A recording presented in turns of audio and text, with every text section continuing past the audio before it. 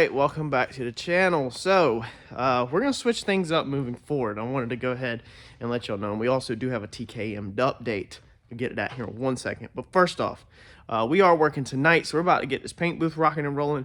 And what I'm thinking about doing moving forward, we're gonna be getting the motor back here soon, hopefully. And my life has a lot going on. It's nighttime. I often pull night shift hours. As you can see, it's dark outside. And I put a lot of hours in. I do all kinds of crazy stuff. We pull seats out of cars, pressure wash them. We paint golf cart bodies like this. This is for Chris Kenny with Night Train. I think we're going to start breaking it up where we do kind of coasting through the week videos, because I do a lot of interesting stuff, but I don't want to do how-to videos on every single thing. Some things would just be cool to kind of show real fast, maybe 1 minute, 30 seconds, maybe 2 minutes of something, and then keep it moving.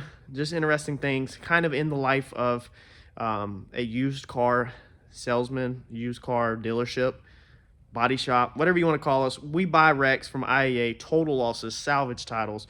We try not to do clean titles. I am getting brave, and I did buy a clean title. Yes, it has more issues than any of my salvage titles. No, I did not know it, but I do know that when you buy clean titles, they come with a ton more issues than your salvage titles come with in my line of work. And so we just do all kinds of stuff and all kinds of crazy stuff like that most people won't understand. So I'm thinking about we're going to do coasting through the week videos. They might either be broke up from Monday to Wednesday and then Wednesday to Sunday, or they might just be the whole week. So I did one last week, threw timestamps on everything, so you can kind of get a ballpark of in the life for a week. We did like a whole week in 20 minutes flat, and then we did the weekend. We did a little bit at the house and on the car. So let me know moving forward if y'all like them as they come out. If you don't, we'll stop. We won't do them. But we're just going to kind of just hit on little tiny things here and there and just kind of show some of the interesting stuff we deal with, you know, doing used cars and doing salvage cars. I mean, you never know what you're going to find. We see some really crazy stuff, but I don't ever show it on YouTube because it's not a how-to video or nothing like that. So give me some feedback on that. We spoke with TKM today. They are going to start assembling the motor.